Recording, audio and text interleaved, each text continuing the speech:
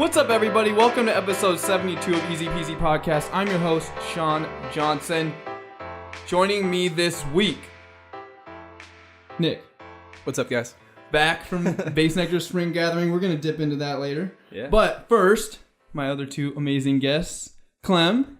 What's up? And we got the birthday girl up in here, Madison. What up? Oh, hey. Thank you so much for being back again. I've been fortunate to have friends fill in the void when we got people going out of town for special occasions and so forth. So thanks a lot, guys. Appreciate it.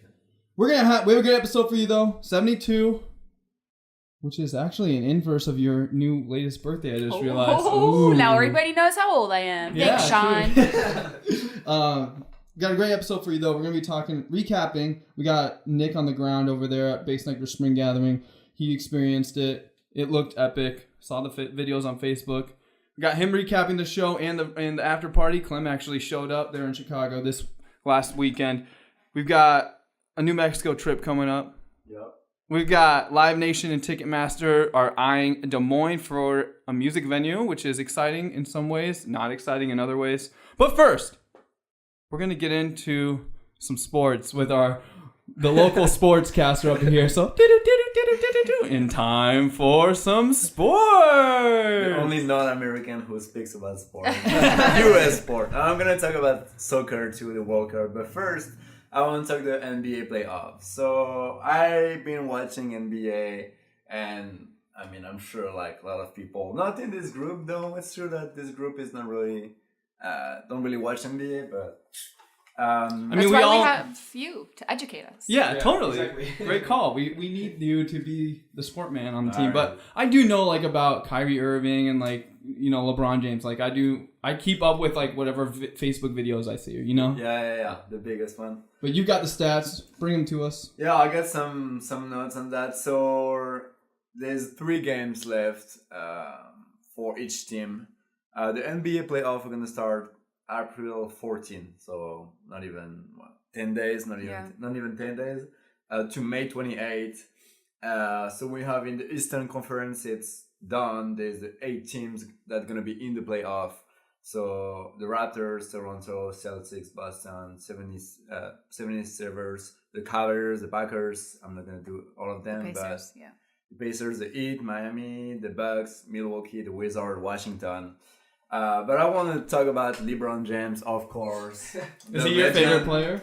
I thought you said Kyrie Irving was. I don't know if I have a favorite player. I change like every year. This year it's actually Russell Westbrook from Oklahoma City, but I will talk later. I know, I just want to talk about LeBron James because he's kind of like Roger Federer, you know, but in basketball. I mean, for me, for what I think.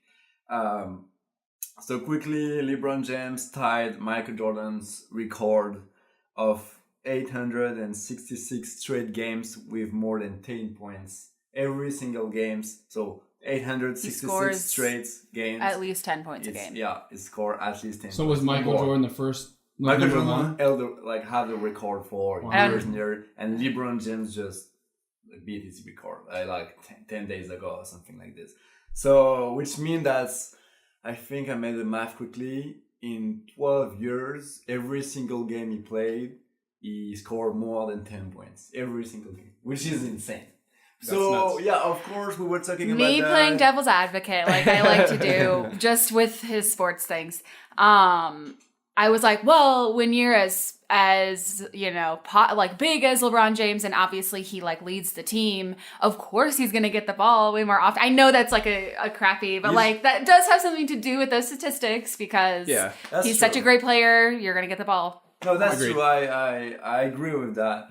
And he's a point guard, so he's the leader in the team. So he manned the game, he manned the lead. He like sets the plays, right? Yeah, exactly. He has the ball at the beginning of every play when they attack. And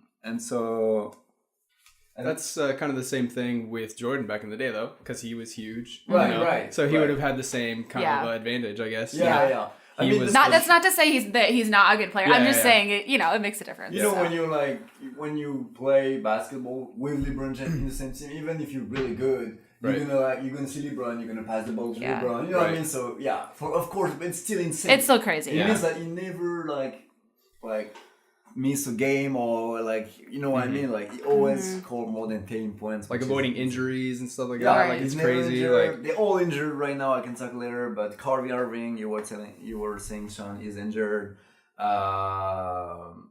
Steph Curry is actually injured. There's a lot of big players injured, and LeBron James is really here. So this season he scored 51 double-double. Double-double means if you do either 10 points, 10 rebounds, or 10 pass, 10 rebounds, or 10 points, 10 pass. You know what I mean? okay. There's so many like terms. Double. Like for instance, in a game I score 25 points and I did 10 rebounds. Or I score 12 points and 15 assists. That's a double. And he has it's over 10 of each. Is that Yeah. okay? That's what called. Okay. Yeah, Okay. and he had 18 triple-double, which means more than 10 in 3 categories, either assists, points, or rebounds. What about or steals? block. Is a rebound a steal? Same thing? No, rebounds is when when Yeah, you miss yeah. whatever you catch the ball, and the steal is just when you steal the ball or block. So which is I'm showing my real sports ignorance. Like, I know nothing about baseball. No, I mean That too. No. How many home runs did he make? I'm not talking to you anymore. Last stat about LeBron James is the youngest player to reach 25,000 points. Right now he's had 31,000 poinns. 31,000 points? In his whole career, yeah. Yeah. Well, He's in NBA 7 career? positions, yeah? NBA career? Yeah.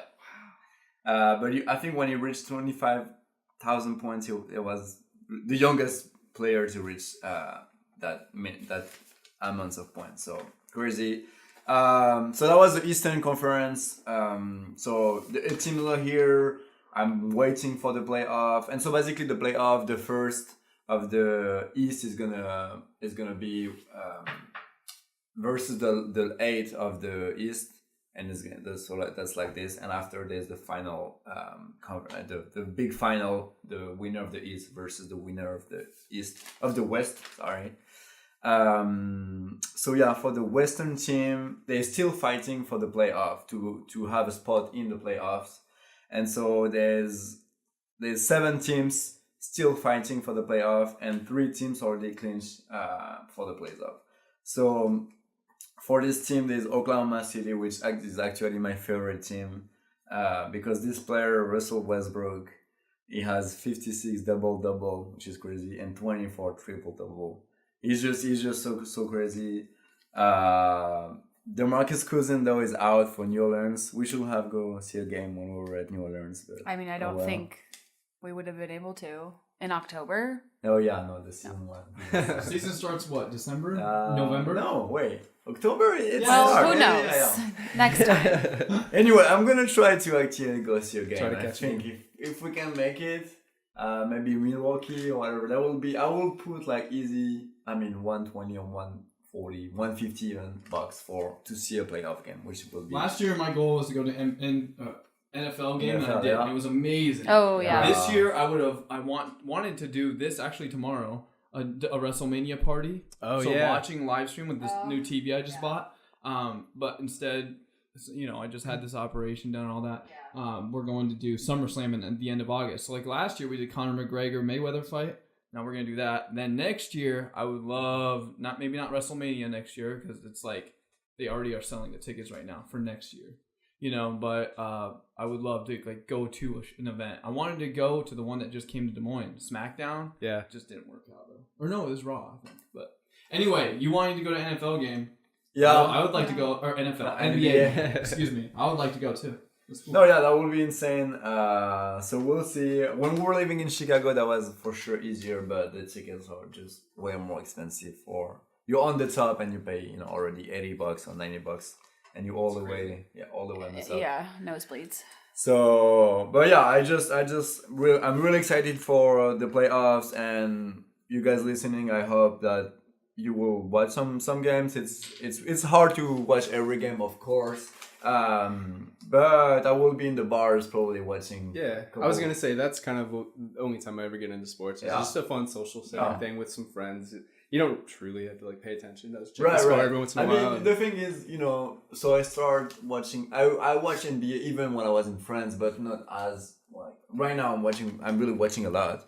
To give you some background there, I'm eating dinner alone most nights now. I'm just kidding. It's not that bad. It's not that bad, but he does stream quite a few of the games. He's pretty dedicated. So Yeah, that's awesome. And so it's even like way enjoyable for me to watch a game where I know like what's going on, the players are out, who's playing, like So it's pretty cool. And actually, when we were watching some NCAA, a lot of them are gonna be in the NBA next year. Not a lot of them, but some few names. For instance, Kyrie Irving playing Duke. Kyrie Irving. Yeah, I just learned that recently, and so it's cool to like know, because right now I know a little bit of NCAA too. So anyway, that was all about the NBA. But yeah, you guys from April 14th to May 28th, be in front of your screen. We'll watch some basketball. Watch some Basketball. Question. Right, cool. Do you like have a bracket, or like are you betting on games at all or So anything like that? I do. I have a fantasy league, basketball with my friends from France actually. Yeah.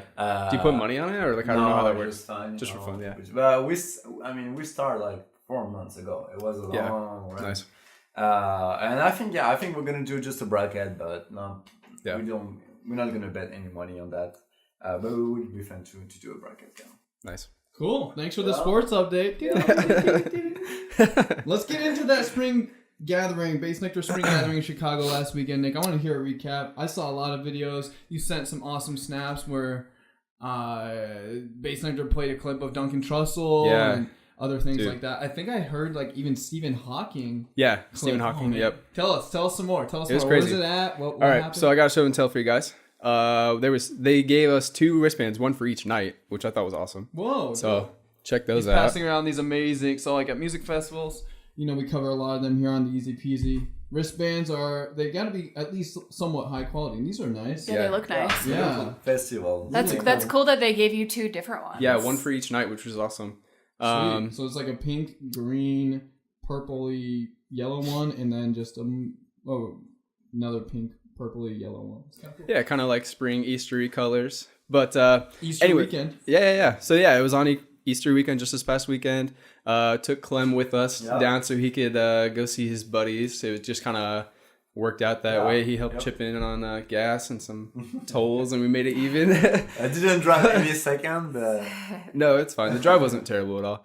But we got there. We got to our hotel. It was at the Donald E. Stevens Convention Center. And we stayed like literally right across the street. Like from our hotel room, we could literally see the line of people walking in. It was awesome.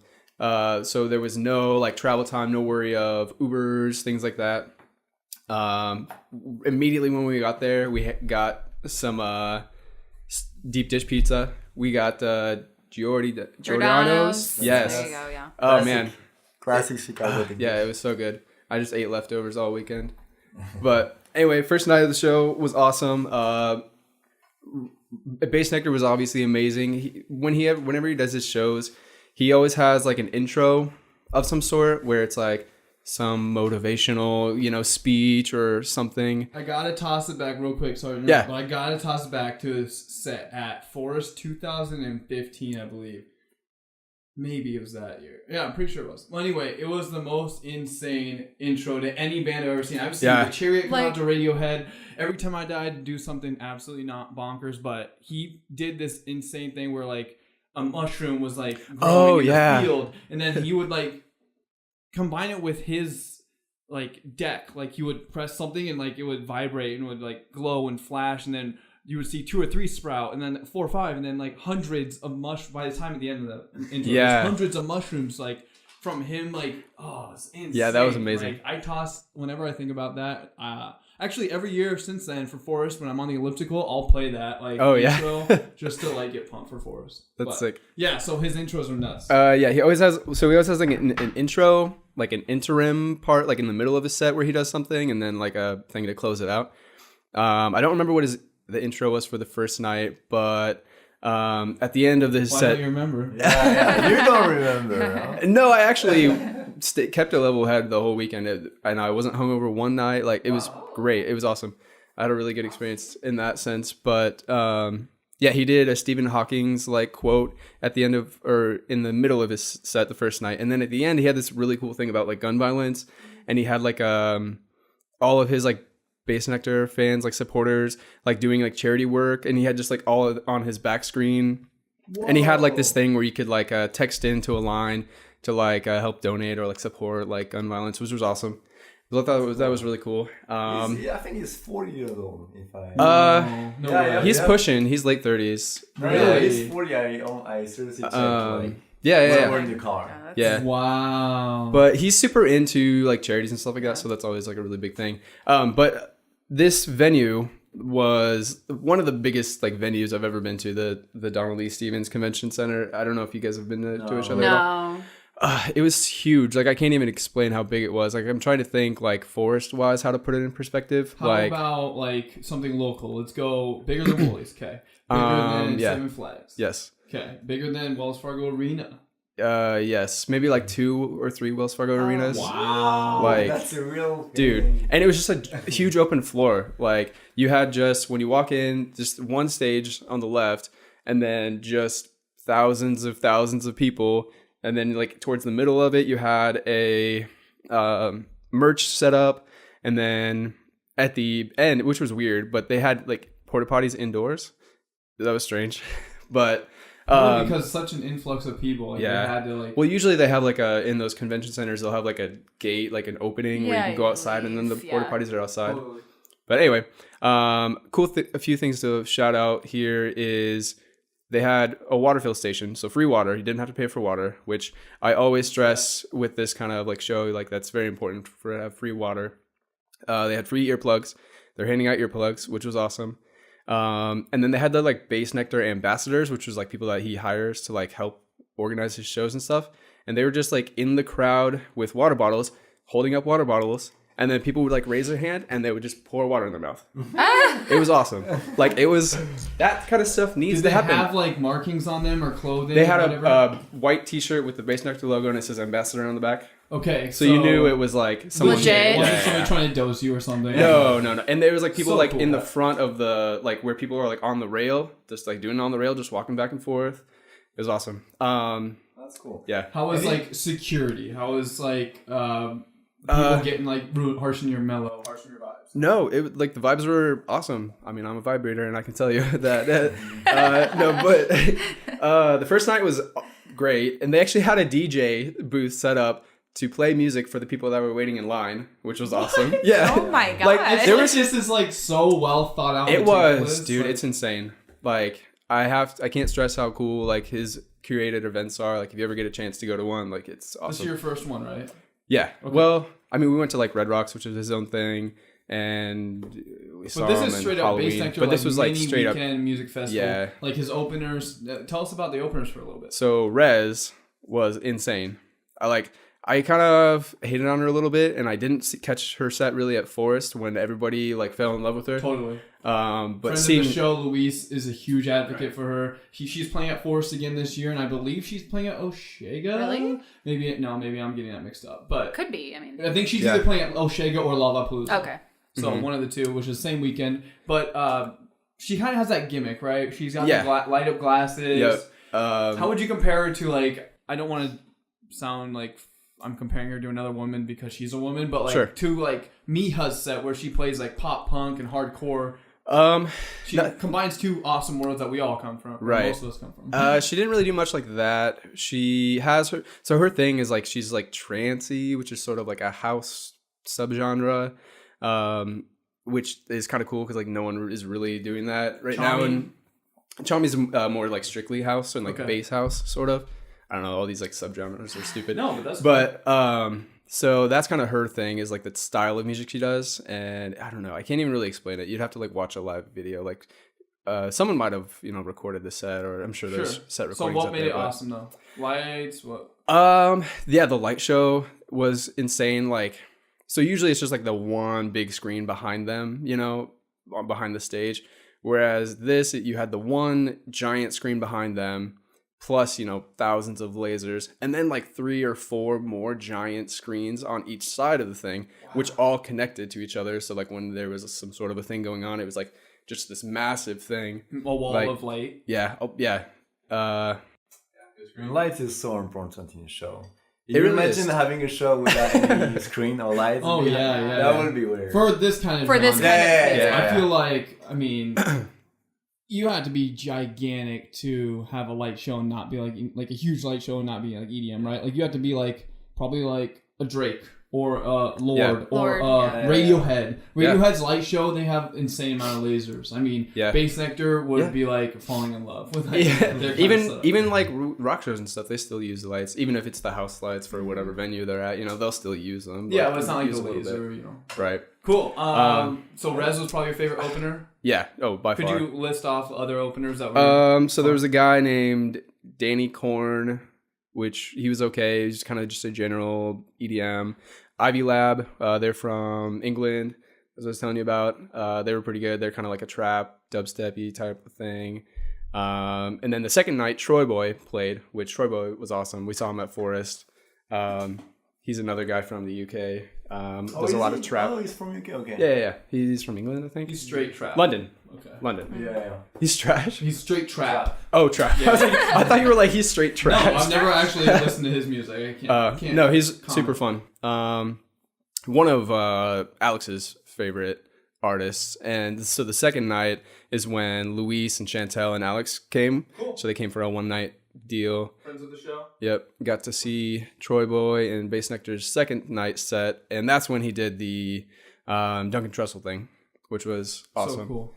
Yeah. How were his sets compared to each night? Like, was one more mellow and then Saturday was just, okay, let's throw it all to the wall? Like, That's kind of what I expected at first. I thought it was like the first night was going to be a little more chill and the second night was going to go a little bit harder. But they were both kind of just equally like super high energy. Just a lot of fun. Yeah. Not like really cool. excision headbang to your nosebleeds. No, yeah. Okay. He does a really good mix of like the slow songs Agreed. to build up into that high song breakdown thing and then go back down like, He's you know, one waves. of my favorite EDM artists for sure. Yeah. Awesome. Did you do this thing? Shayna was talking to me about that. This thing where you can meet people if you come to the show by yourself. Yeah. You did like an app or something, or was it just Yeah. email? So it was kind of running off the tails of the whole like Me Too movement and women in the scene like getting preyed on. Well, we just had the Dat Stick, which we covered on the podcast. Yeah. So he did this thing where, and Forrest has done this too with the Her Forest thing, where like where females can meet up if they, so they have a safe place. But yeah, he kind of did something similar where if you're there alone, he had like a rideshare program where you can like link up with other bass heads to get a ride there.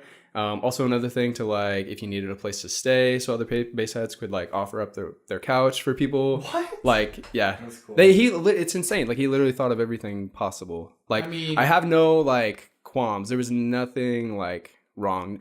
Every time we go to some sort of a show, we're like, oh, that was, shitty, or they should have done this, or this could have been better. I got patted down like way too grossly, or like the porta potties, or like the bathrooms were gross. Yeah.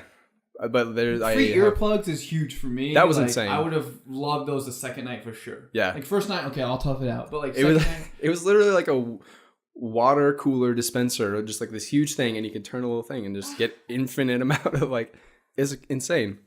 You like, can tell he's 4 years old. He's mature. He's been around. He's been around the block. Yeah, he's done. He's not a kid. He's not that sick. Yeah. Yeah. Good point. Yeah. Sounds like an amazing time. Yeah. It was great. I want to toss it to you and Clem now, though. I want to hear about these after parties. Do you not only the one that you went to, but like what other ones were going on in Chicago at the same time?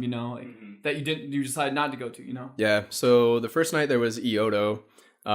Did they play the first night? They didn't play. They just did the after party, which is cool. Interesting. But that show sold out instantly. Or like super quickly. You guys decided to go to 2 after parties then, or just one? We just did the one because we didn't get the first one in time before it sold out. So it was only one official after party per night. Yeah. Okay. Yep. It's not the ticket. You need to buy it. Yeah. Totally. Yeah. I'm sure there were probably multiple other. I mean, there's always shows going on in Chicago. There's probably hella other shows going on, but we did end up meeting up with Clem. He just texted me in like the middle of the day. It was like, yeah, we're gonna go to the after party. Basically Saturday. So Friday. So I was in Chicago to see some friends, And, you know, we were in Chicago Friday night, going to some bars or whatever. But at some point, when you did already like 5 or 6 bars, you're like, you don't know really what to do else. And so I knew that Nick and the crew was going to this after party Saturday nights. And I told my friends, are you guys want to go? And they were like, okay, whatever. And so Saturday afternoon, we literally buy our ticket for Saturday night. That's awesome. And at the beginning, it was supposed to be only 2 of my friends and me. And finally, 5 other friends came. So it was cool, except that, long story short, 2 of my friends never... Well, we'll get into that. I want to hear, where was it at and how much did it cost? What time was it? Sure. I think it must have. You got there pretty quick after it. We it got started, there right? Almost 1 a.m. Seriously, like 12:31, and it was kind of empty already. Was it? Really? Yeah. Well, because the show ended pretty much at midnight. I don't know if it went nights? right past midnight. Yeah. Right. Maybe we got there. Yeah. Okay. So was it at the actual venue the show was at? No. No. It was at the So you had to take Concord. Ubers? The Ooh, Concord. Concord Hall. Yeah. I love that venue. Yep. So you had to take Ubers like across town because isn't it far away? Yeah. Yeah, because Rosemont is where they It's were. 15 It's like miles. a suburb. It's like one of the closer suburbs. Totally. So it's not Yeah. terrible, but you could Yeah. take the train. But yeah. Yeah. So At the that time. show ends Yeah. at midnight, and Yep. then you got to be at the after party by 1 or so. Yeah. Okay. Yep. We we went back to the hotel for a second, gathered ourselves, and then got an Uber and had to kind of wait for that. But then we got there as soon as we could. Met up with these guys. It's funny actually story that you mentioned that your buddies got kicked out, because as we were walking up, we were literally witnessing it happening, and Yeah. I had no idea it was them. I was like, oh, these guys. And then you're like, dude, my friends got kicked out. I was like, oh shit, I just watched that happen. Like, So what happened exactly? So I'm not sure what happened Because exactly. he was inside as it was I happening. inside, Yeah. but one of my friends is known for Notorious. Yeah, notorious for just big mouth talking and blah blah blah to the security whatever. And he was And so- probably So we fairly had like intoxicated. tickets. So I had these tickets in my hands, 3 of them. My friend was smoking a cigarette, of course. And so I gave him the ticket and I was like, here's the ticket, I'm going in, whatever. And so after one of my other friends, Antoine, came to me and say, hey, Luis can't get in, like whatever. And so we start going down. I had the drink, and the security guy told me, hey, go up with your drink, blah, blah, blah. And that was a $10 drink. So I didn't want to put my drink, somewhere, and I didn't want to check it, whatever. He's a grown-up. He can figure himself. And so we went up, whatever. He was just being a jerk to the security guard? I apparently was too drunk. Nick could probably shed some more light on this. I think he was too drunk. I can't say for sure, but all I saw was, so there was one dude just standing off, kind of looking pissed, and then another guy talking to the security dude that was at the rope. He's like, come on, let him in, man. Come on, just let him in. Come on, please. And the security dude was being a straight asshole, though. He was just like, I told you to get the out of my face. Like, I thought there was going to be a fight. Wow. It was crazy. That was my after ends, my friend, they were not proud of what happened. We've all had things like that What are happen. you talking about? And so the worst thing is my other friend Antoine, who was at the show and at the after party I'm glad to enjoying. hear it was not Antoine. No, he would never. And so we tried to help my other friend Luis and came downstairs to help him, and the security guy was like, oh yeah, you friends with the Chicago flag on his coat. And my friend was like, yeah, he was like, okay, come with me. And so my friend Antoine was like, oh, okay, that's nice, he's gonna help you. And they walked to the door, and the security guy was like, okay, you have a good night.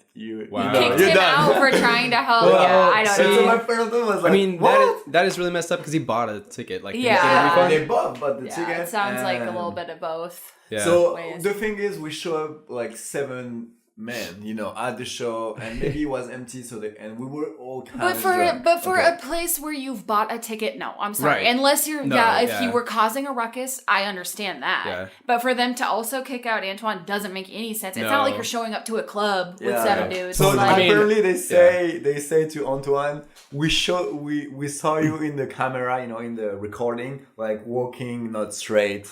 So Oh my gosh. you drunk, whatever. Oh my goodness. No, I don't know Antoine very well, but I know he's has a good head on his He shoulders. would not. Yeah. Yeah. I mean, what's wrong with being drunk at 1 a.m. at Don't you want Anyway. that? Don't you want them to buy more drinks? Yeah, like when I get more drunk, I buy shots, and then that's more money.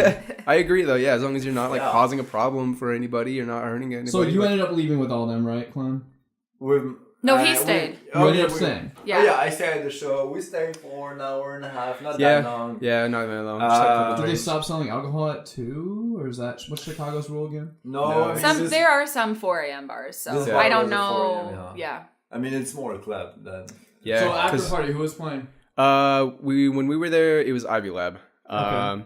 And then so like the headliner of that night was Ill Gates, which is a guy that does like a lot of songs with Bassnectar. Like he's done collaborations with him for years. He's like a online professor of how to make music with Ableton. Really? Yeah, Nice. for sure. He has like so many classes. That's awesome. where he probably makes most of his money. He does perform, not often. Right. But when I first started this podcast, I was like talking with Dan Brown, old Lemonhead, and he was trying to get me to like watch some of his videos and stuff to learn how to do not only production for the podcast, but to like maybe get into music and stuff. So that's cool. yeah, I didn't know that. Crazy talented. But we didn't even see him. You didn't Yeah. see him? Okay. We were left so- before. yeah. You guys were. I think pretty everyone was tired, right? And Yeah. for me, I was like, okay, two of my best friends are not here, and so it's fine. Weren't you staying at their place too, or something? What was that? Were you staying at their place too? Yeah, the house at my other friend's house. They live in a house in Chicago. 6 guys. I don't think it's easy every day, but so yeah, I ended up just We just Ubering swung back to the place. hotel with them, sleeping with Alex, a friend. Our friend. Yeah. That was cool. Yeah.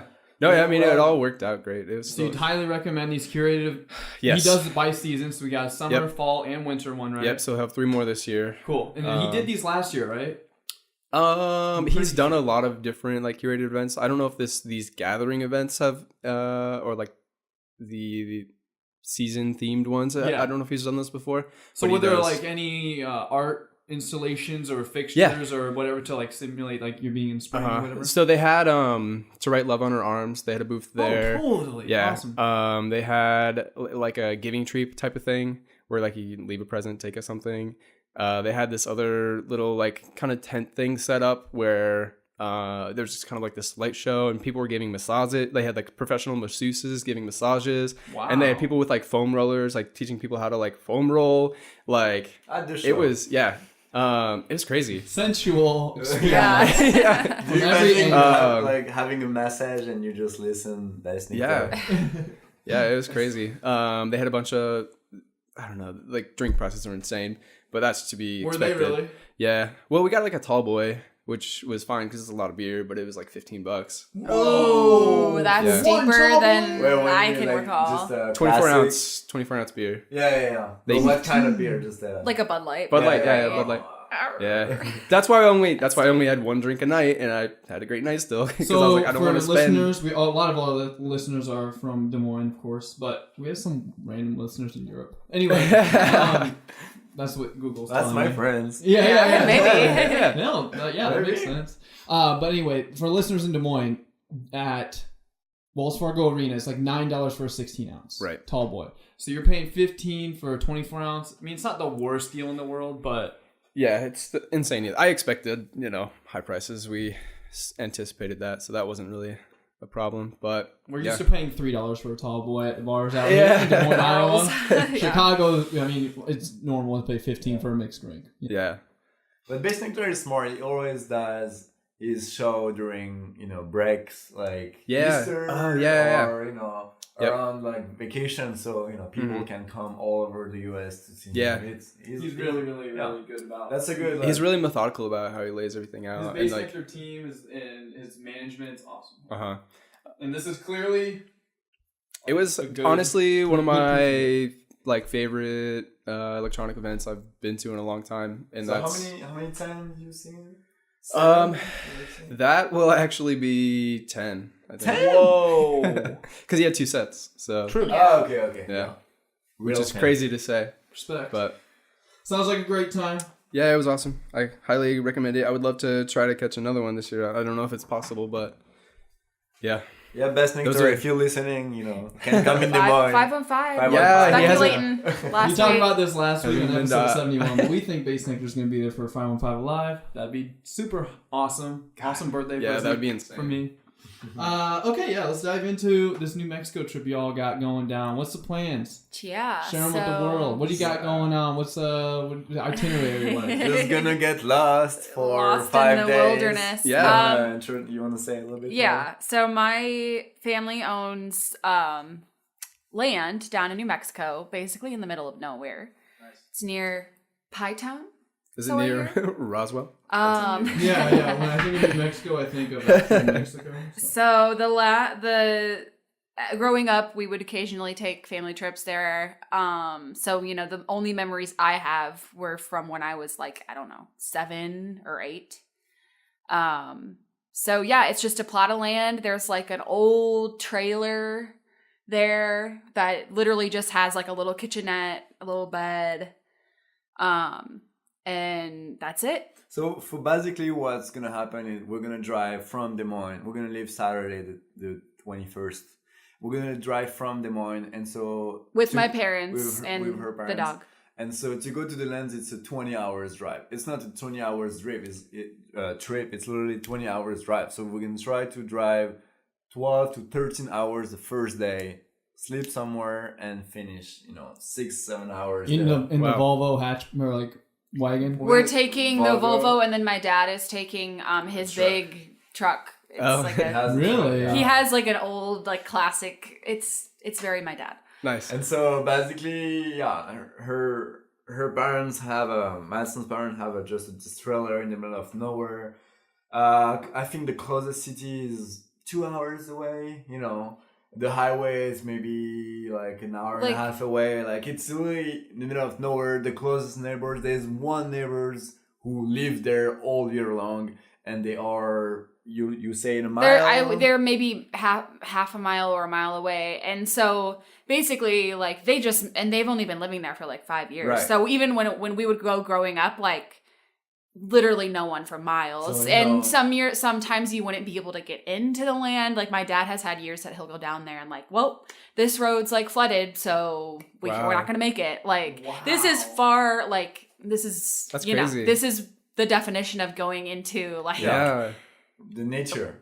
Yeah. That's No awesome. service, the closest service you can get is you have to walk 20 miles. You or probably something you'd that. have to go back into a town. probably. Something happened, we kind of screwed. Yeah, I say if something happened, we kind of screwed. Just gotta read up on some. Yeah. So Of sad. course. Her dad is going alone, so He's I'm not gone worried. so many times before. And yes, there will be little critters out there in the desert, but we'll be fine. No, it's gonna be really fun, and so we're gonna stay at the land in the trailer for 4 days, and the last day before we're gonna fly back from Albuquerque to Des Moines, and the last day we're gonna try to go to some hot springs. So who's going to drive the cars back? Her My mom and dad, they'll each drive. They're gonna my dad's gonna do his own thing again. My dad. He's gonna visit a friend he has who lives nearby. My mom's gonna on her way back. She's gonna she's from Kansas, so I think she's gonna stop a couple places in Kansas to see some family. So they're just kind of gonna mosey their way. They're both retired now, so they have all the time in the world. Yeah. You know where That's awesome. her parents, if we sleep in the trailer, her parents are gonna sleep in the truck. Wow. In the bed of Straight. the truck, where my dad has fashioned these little sleeping, I don't even Arrangement, know, yeah. That's Cot. cool. crate cot areas. honestly, Nice. I think it's there's some respect here because they are both old. I'm not gonna lie. Yeah. And they still able to sleep in a truck, in the Yeah. middle of nowhere.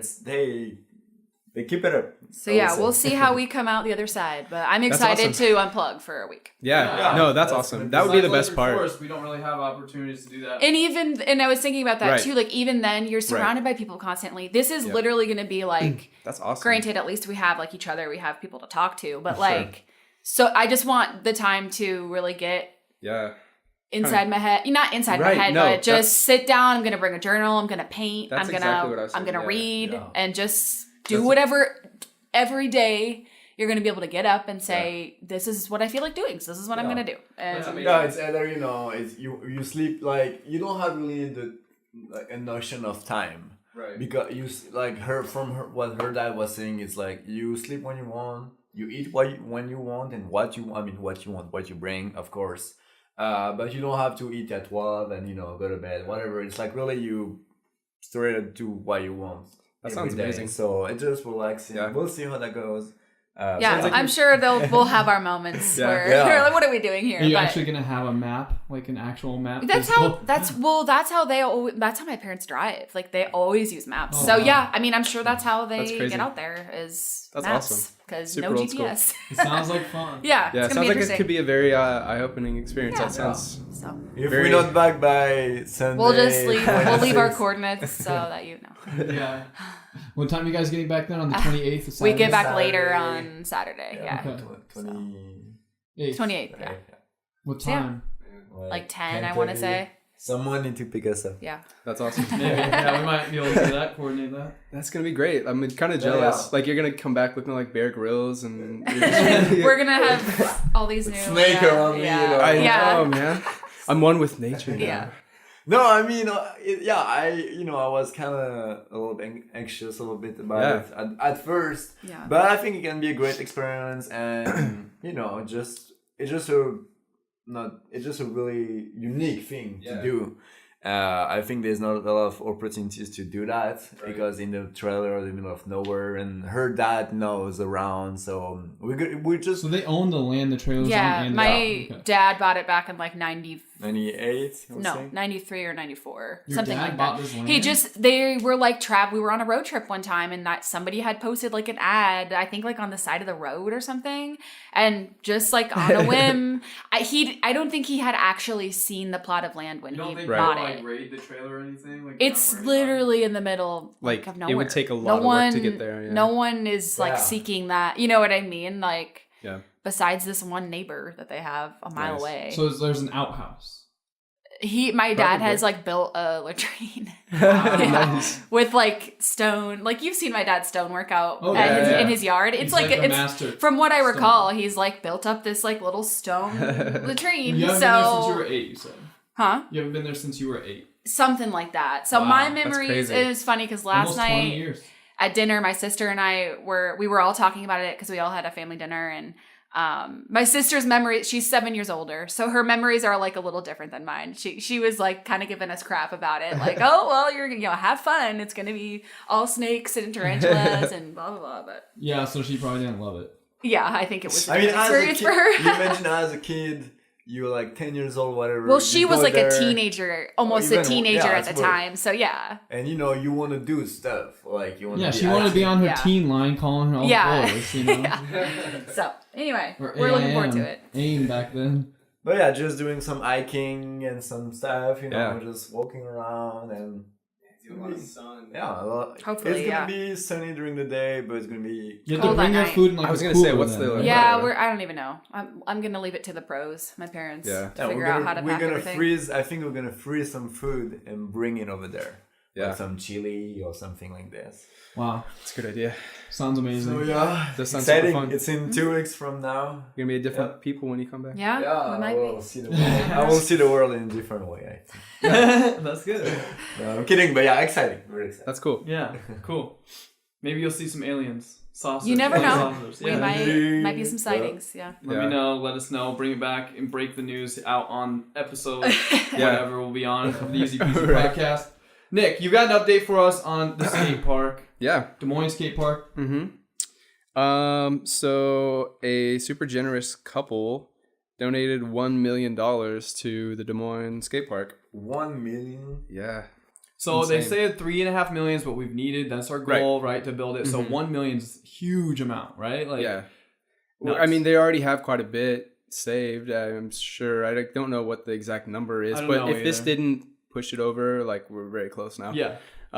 And this project has been in the works for 14 years. Yeah. It's crazy. Insane. We've been covering it on the podcast since we started. I actually brought in this newspaper clipping from 2012 that my grandma literally cut out for me in the paper and was like, look, there's going to be a new skate park. and I saved it, and I was like, that's crazy. I thought it was even older than that, but still 6 years. Where is it? By the east? It's gonna be between Wells Fargo Arena and the river. Okay.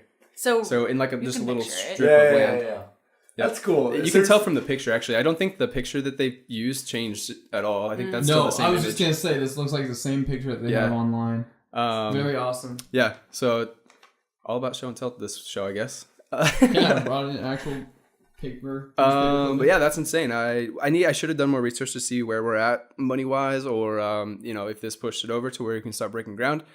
The couple's last name is Lauridsen, so now the skate park's going to be called Lauridsen Skate Park. Mm-hmm. Yep. So that's part of like, hey, we want to be like live on forever. Until somebody else paint like cements over it. Yeah. 2020. And I kind of wanted 2120. Right.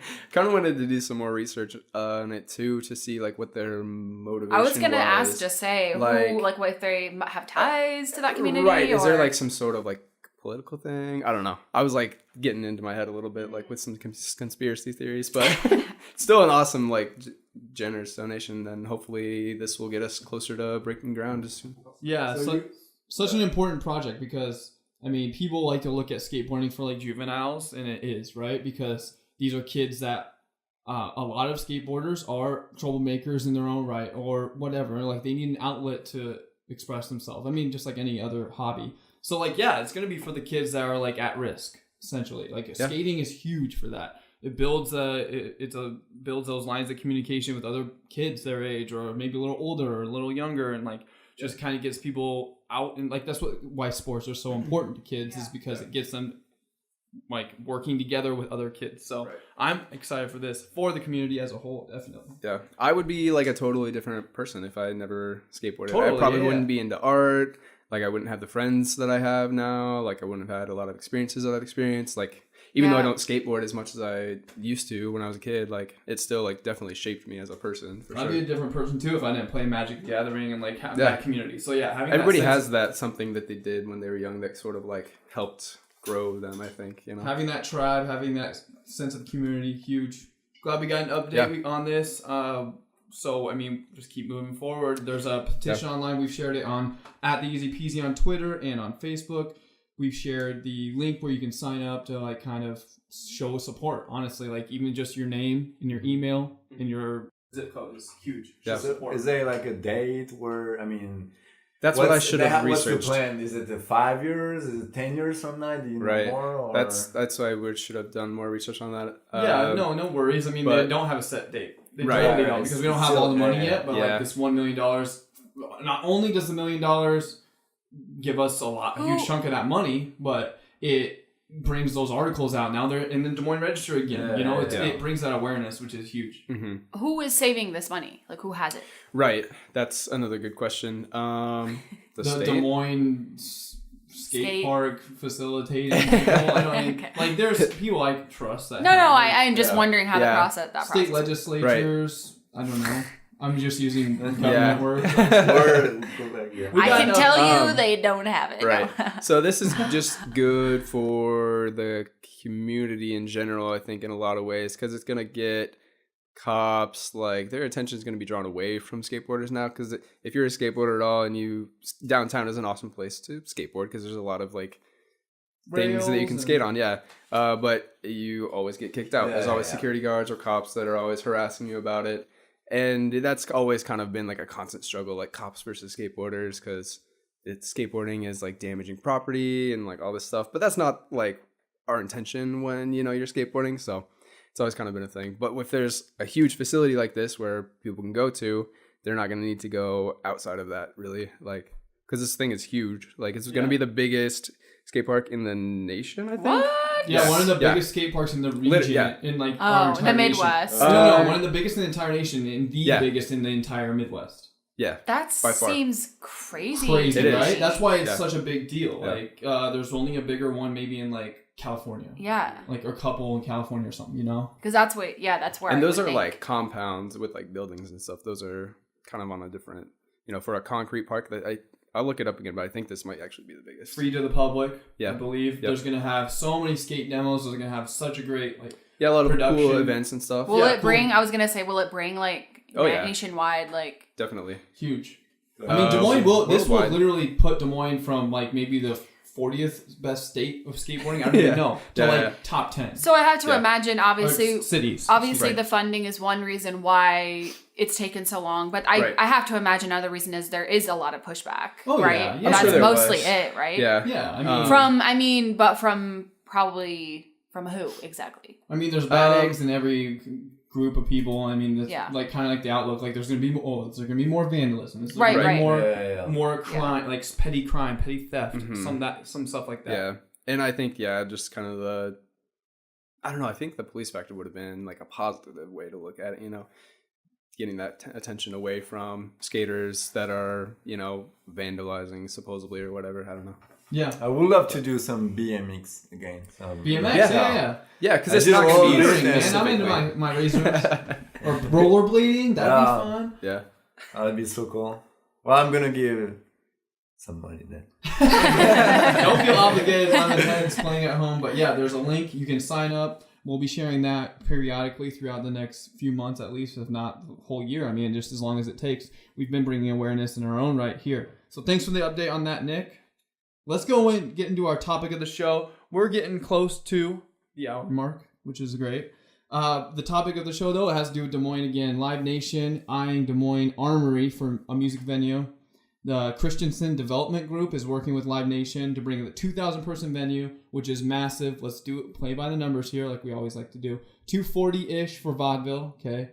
And I mean, we got lefties, we got other smaller venues that would do like 100, 150. The basement at the social club's like 150, 200-ish. So then we got vaudeville, we got Woolies, which is 680, and we have Seven Flags for 3,000. There's nothing in between. There's no 1,500, 1,200, 2,000, and then of course we have Wells Fargo Arena, which is 10,000 people. So I mean, we need that venue. There's a huge void for a bunch of artists that are going to easily sell out pre-sale Woolies, but wouldn't necessarily do the entire Seven Flags. And plus, we all have been to a bunch of shows at Seven Flags. Empty Seven Flags. We aren't a huge fan on the podcast. I gave them the benefit of the doubt so many times with the security, with the everything, like the venue, it's not well put together most times. And the sound's off. They cancel shows. I mean, there's just so many things, right? Like, so we aren't huge fans of Seven Flags. So this would be great. Cool, right? The Armory is a Art Deco style building, which Art Deco is like a decorative art style from the 1920s, 1930s. Precise and boldly delineated geometric shapes and strong colors. Something similar to the Des Moines Register. Something similar to the Des Moines Social Club. That was the Firehouse is like an Art Deco inspired building. So the Armory, that's what it kind of like looks like on the outside. This is not far from City Hall, the Brenton Skate Plaza, which is Simon Estes, right? I was going to say, I was trying to imagine where this is at. Yeah, I was trying to figure out. Really close to City Hall. So you work there, right? Oh, I work at the Capitol. Oh, the Capitol. Never mind. But really close to, I mean, like I said, that Simon Estes. Well, that's awesome then. I didn't realize that's where it was at, so it's still going to be kind of right in the heart of Des Moines, which is where the venue like that would I think do best for sure. So it's in construction right now? No. So the Armory's been around for like in the 1930s, 40s. Yeah. It's been around forever. It's just been nothing's been in Nothing's it. been there. So this Christensen Development Group is working with Live Nation or like trying to partner with them to develop it, to gut it out and do whatever they have to do to renovate it, to turn it into this 2,000 person music venue. And I mean, let's go by the numbers here. $12 to $15 million to do that renovation, to change out the walls. I mean, who knows what they have to do inside this Armory. And they think that this new venue would bring in 100 events a year, 150,000 guests to Des Moines. It's a lot of money. That is awesome. Huge. I was thinking, like, I don't know, there's been, like you said, so many problems with Seven Flags. Like, this could potentially just, like, squash Seven Flags. Like, what are they're going to keep trying to put shows there, and it's not going to, I don't know. Yeah. Yeah. I could a see lot them of not... events that get put on, and we'll get into that here in a little bit, but a lot of events that get put on at Seven Flags are done through Live Nation and Ticketmaster already, right? So they may know something we don't, or they may know what we know, which is that Seven Flags is not ideal. It's never an amazing experience. It's not always horrible. I've been to a handful of shows there. I've had a good time. I've had a bad time. I've had a worse. It's sort of off the beaten path too. You know? Exactly, and the parking, pay $10 to park now. Like, there's just so many little things about Seven Flags that just rub me the wrong way. So Live Nation, a little background on them. They own 200 venues nationally. So them to own another one is not new. They've done this. Live Nation, it partnered with Ticketmaster in 2010. They've had their hands in the music concert going money. Like, they just take so much money out from the little guy, and that's what we're going to get into with the devil's advocate side of things. I'm going to bring to you guys here in a little bit some crazy stuff going on with Live Nation and Ticketmaster. But this building is not only being looked at for a music venue, which is kind of interesting. There's other development companies, real estate companies out there here in Des Moines that are looking to use it for just housing, condominiums and so forth. So Hubble Realty Group is wanting to restore it to make like a 29 unit, like small housing or whatever. It's not condominiums. It's just like apartment housing. Okay. And Blackbird Investments. That's our apartment building. Yeah. Oh, no. That's our company.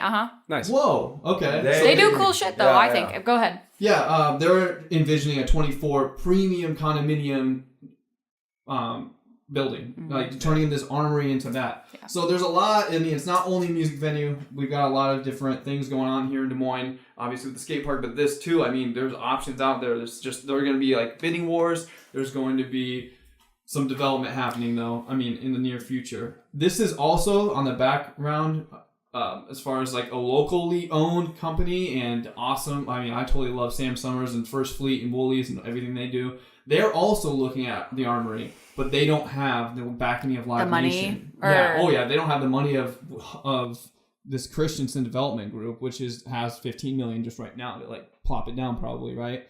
But this has to go through the state. They have to get approval by the state. I mean, whoever's going to win this bidding, the two like housing companies there, Hubble and Blackbird, and then we got obviously Live Nation and the Christensen Development Group. Whoever's going to win, I mean, it's going to take a lot of like people sign off on it, you know? Right. I feel like there's always housing developments popping up everywhere in Des Moines lately. Like there's so many, and then like, are they still working on Hy-Vee, or that's all done, right? The one. Yeah, people live above the Hy-Vee on 4th Street. Yeah, and they're always like gutting things out and creating housing. Like your place was the same way, right?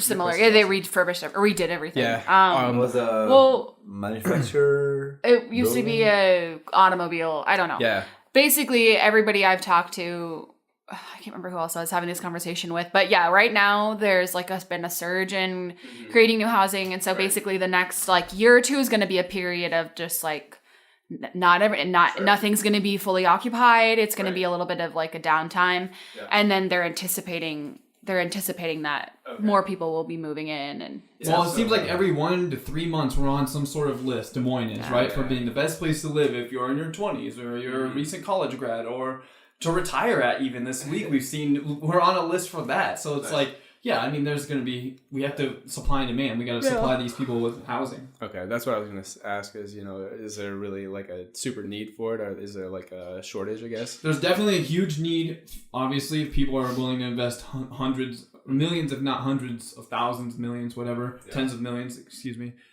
There's a huge need for the condominiums, the premium. There's a huge need for the apartments, but there's also this huge need for a 2,000 person music venue. Yeah, which would be better for the economy. For us, that'd be better for us. Yeah, better for us mostly. It wouldn't be bad for the economy either. You're talking about 150,000 guests a year. It's nuts. To me, it seems like a no-brainer for the people who would be in charge of accepting a bid. But right. So I was going to ask you guys, that's how you feel. Madison, you think this 2,000 person music venue is a great idea, right? Yeah, and I think, I mean, obviously it's going to come down to the money, but whoever gives the most reasonable pitch. But totally. What do you think, Clem? No, I think I mean any development for a city is great anyway. I was thinking just right now about the Come and Go building that Gorgeous. It's almost done. It's gonna be. It's gonna It looks be really insane. cool. So I quit Come and Go in 2013. I know I've probably mentioned this on the podcast, if not hanging out with you guys, but I quit Come and Go in 2013, September 23rd, 2013. It was a Saturday. But anyway, we would get emails on our work computer and hear about that Come and Go building and see pictures, and it looked like so futuristic. I'm like, Yeah. dude. So like that's how long that building's been being even thought of. Right. So that's gonna be cool, and yeah, I mean, a new venue is gonna be cool. It's 2,000, you say? 2,000. Yeah, that's good. So yeah, I think it's a good idea. So it's exciting. They've got a shooting range because the Armory. I mean, this used to be I failed to mention, but this used to be a training center for the National Guard. They do a lot of veterans appreciation events here. They did. Like I said, it's been kind of vacant for a while. And they have like a shooting range area or like a little side office area that they could convert to offices for a music venue to like actually manage the building. So there's a lot of... Excuse me, what? It would just be all in-house, which would be good. Yeah, totally, yeah. They don't have to get a third party or whatever. But yeah, this sounds great. I have some facts, though, for everybody here. Let's play devil's advocate. Let's go full Madison on this. Look at it from a different lens, put on our shades. Buckle up, lemon heads. So, just to restate, Live Nation and Ticketmaster, they joined forces in 2010 to much chagrin. Like, everybody was, like, against this. I mean, a lot of our senators and whoever has to sign off on that, they were super against this. I mean, there was a lot of critics because there's two gigantic companies that own the entire industry for their respective industry. So like they're both all in the music industry, right? Both of them. But Live Nation's the promoter. They are the ones that are putting down the money for the U2 tour that's going to go across the nation, worldwide even. Miley Cyrus. These are two gigantic tours over the last like 4 or 5 years. With that Wrecking Ball tour, on U2, they had that free album that went onto everyone's iPhone that everyone's hating. I think we even mentioned it. We've mentioned it on the podcast before, but Live Nation put those on. I have bought tickets through Live Nation, Ticketmaster before. I get emails every day. I had to unsubscribe every time I buy them. Their marketing machine is nuts. They have so many connections, so many ties. Okay, they do all the promoting. Ticketmaster is the ticket provider, obviously. Giant fees. We know $35 show. Right. That's a $15 fee. It's going to be a $52 show after tax. So they own the promoting. They own the ticketing. Right. This Live Nation Ticketmaster joint behemoth in 2010. 8 years later, we've seen nothing but we haven't seen very much progress in like tickets going down. Prices. I mean, tickets are at an all-time high. Ticket fees are also at an all-time high. There's just, thanks to this merger, 100%. There's not much positive to say besides more shows are being put on than ever before. We're seeing more tickets being bought even too, which is, that just goes to show you supply and demand. There's so much demand, they can just keep racking up those fees. And it sounds like they have a monopoly on the market. Totally. So. And that is what I'm getting into right here. So on the surface, I was like, oh, I'm so excited. I'm so down for this. This is going to be great for Des Moines, right? 150,000 people to come in Des Moines. Even if like 1% of those buy gas at a gas station and some snacks, that's huge amount of influx of money. That's millions just from that. Hotels, exactly. Parking. There's the bars after the show because we're downtown. The restaurants before. This is so much money. We're talking like $50 million probably coming into the economy here. So that 2010 merger is just straight up crushing every market they get into. That 200 venues they own around the country, they own them in Chicago, they own them in Tennessee, in Nashville, they own them in everywhere, right? 80 of the top 100 venues in the United States are ticketed by Ticketmaster. So we're talking 8 out of 10, 4 out of 5. This is, they're completely in control. Just like you said, Madison, they have a monopoly. Okay? So there's a long and sordid history between number one, which is clearly Live Nation, Ticketmaster, right? Especially with that merger. They're able to get their money from every single facet of it. And AEG. So AEG, I believe, is Ticketfly. So they're number two, but they're like a very, very small number two. So if you've ever bought tickets before, which we all have, we go to a bunch of shows. AEG's does that ticket fly like I think they do like First Fleet. So some shows at First Fleet, some tours, they have to do Ticketmaster, right? But then there's those Eventbrites. There's the smaller Front Gate, which Electric Forest, I'm pretty sure they're an AEG affiliate, not a Ticketmaster or Live Nation. Nice. So they're very small there on the scale. I mean, they're still number 2, but they're like very small. There's been just so much in like fighting between the two. Ticketmaster's trying to wipe out AEG's like markets that they're trying to control. I mean, this is a cutthroat industry, the music business. None of us are part of it except for being a consumer of it. So we only see so much. But I mean, there's tons and tons of lawsuits going on between the two, where Ticketmaster's suing AEG and trying to bump them out of like the Minneapolis market even. I mean, it's just going on and on across the country. The question I'm bringing to you guys here for this capping out episode 72 is this venue to have like that Walmart effect, you know, where a Walmart comes into a small town and they have a barbershop in the Walmart, so it kills the barbershop. They have a nail salon, kills the salon around like the small area. It kills the other grocery store, of course, because Walmart's can cut the prices, right? Yeah. They might have an eyeglass place inside the Walmart. It kills the local eyeglass guy that's been there forever. You know, like that's the Walmart effect. I mean, we've all seen documentaries on it. Maybe Madison can quote some from like a small town in Arkansas or whatever that completely got wiped out by a Walmart. Is this going to affect our good friends at First Fleet? I mean, First Fleet is equal to Live Nation, right? They're the promoter. First Fleet is paying the money for the tours to come through. Hey, this is the artist. This is what they're charging us. So for Millennium, let's just say he charges $8,000. Okay, his management, they charge $8,000. Then you have to pay for the openers too, right? So that's what First Fleet's paying. They're paying that right away. And if the show doesn't do well, it's on them. They couldn't promote it. They couldn't market the show. You know, they lost money. There's occasions where First Fleet definitely has lost money. So Live Nation partnering to bring the second biggest indoor venue in the Des Moines metro area, that could wipe out First Fleet. So what do you guys think about that? I don't know. I don't want to say it could wipe them out. Maybe that's a bad way to put it. But good competition's good, I guess. I mean, depends. Like in competition, depends if you have, you know, like if one of them is way too big for the other one. There's no competition. Yeah. But we'll see what. There's gonna be an impact for sure. Yeah. There's gonna be a positive impact, maybe not. I don't know. There could be some negatives to it, right? Totally. So that Eventbrite, those ticket flies, even Front Gate, they're gonna be affected. Maybe not Front Gate so much. They do a lot of music festivals. I think they do even Lollapalooza.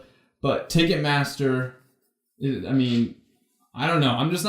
I'm not against Ticketmaster in every single way, because I know people that work there from the management. Super awesome guy, and he actually had an awesome Facebook post about how Ticketmaster does a good job bringing security to shows that don't have enough security. They do a good job making sure the show is put on smoothly. Sound's supposed to be better, you know. I mean, they're trying to manage the show to have a great experience. Ticketmaster, Live Nation. Right. So, now we were talking about all the positives that a new venue like this would bring, which is awesome, and then the fact that this would bring a different like caliber of show that we can't really we don't have the capacity for yet. So I don't really know how. I guess I don't think it would really affect them too much, you know, because they're doing different types of shows that this type of venue they wouldn't be able to facilitate, I guess, right? Yeah, that makes sense. So there are shows though, like we know. What's a great example?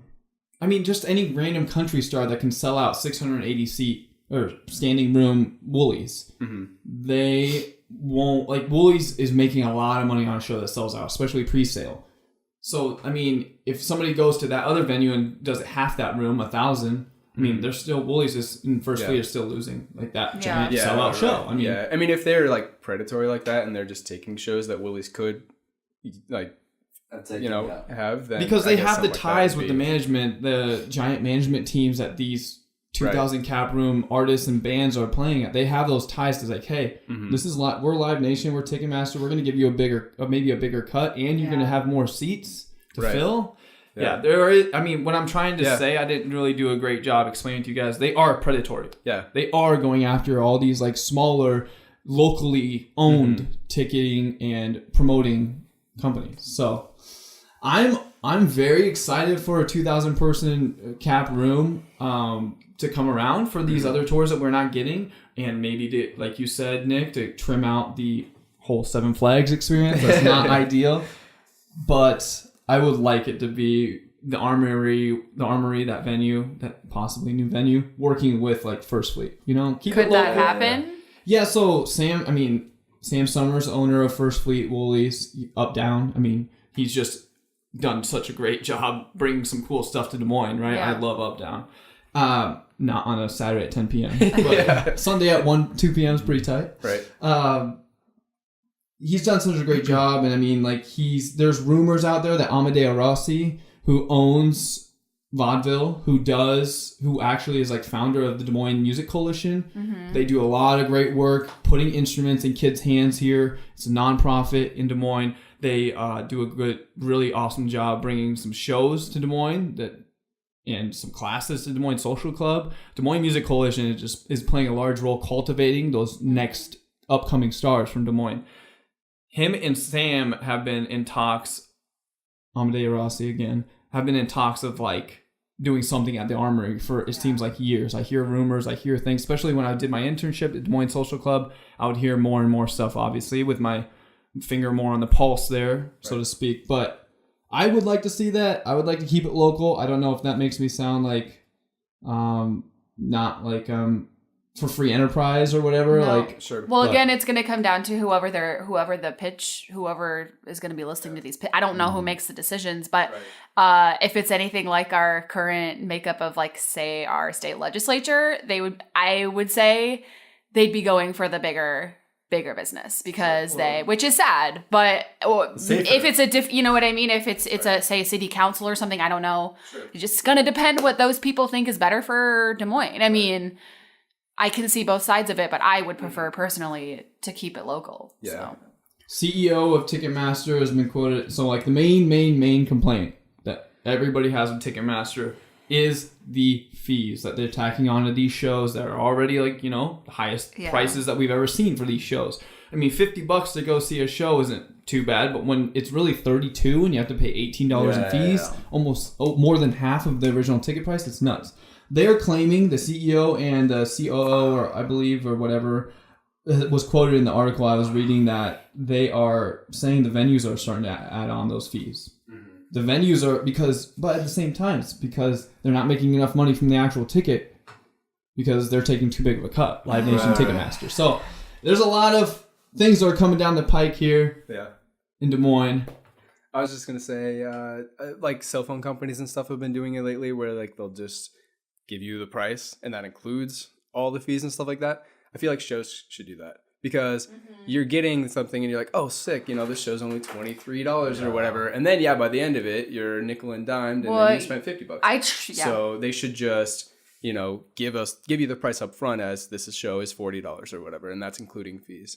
So then that it wouldn't bite you as much, you know, it's like. As soon as I saw an ad on social media, I think, for T-Mobile last year, almost a year ago to the day, because I just got my 1 year anniversary for being a T-Mobile customer. As soon as I saw the ad though, for 2 lines, $80, that's it. No taxes, no hidden fees, nothing. Okay, $80, that's it. I was like, okay, Lydia, we're gonna go get that. $80? Yeah. Man, there's $35 for the unlimited like Cricket whatever wireless at Walmart. So of course I'm gonna pay $80 for 2 people to have unlimited T-Mobile, which is GSM band. Yeah. So I think you're right. There's got to be some.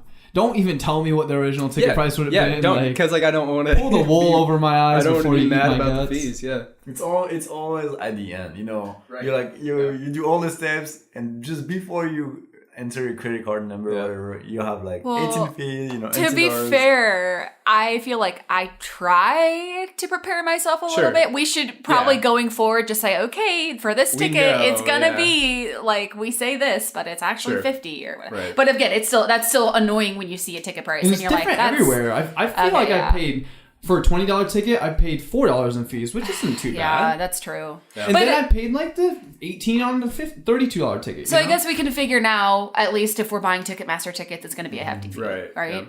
But anyway. New stuff coming down to Des Moines. We got that skate park, like we said. We've got this music venue, hopefully, coming around.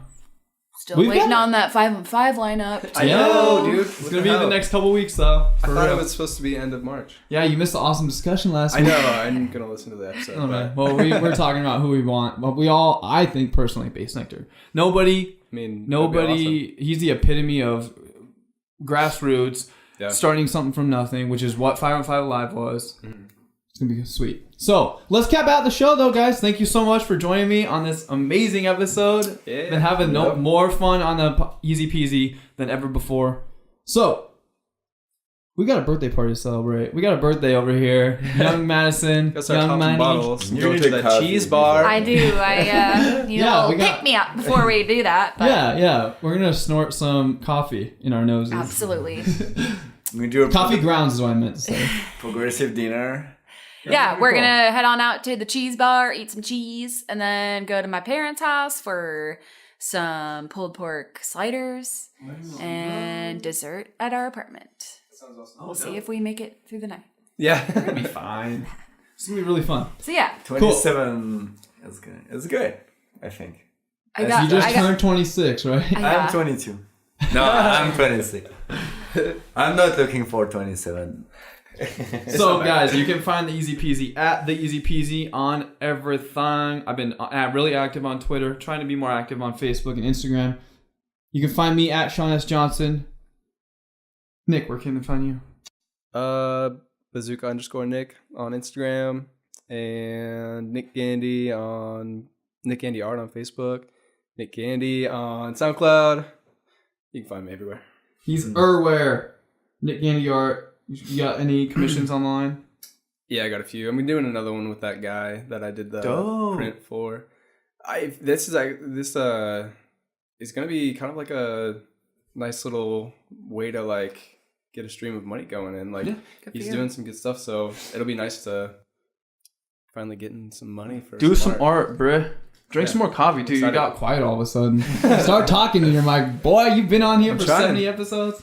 All right, Clem, where can they find you?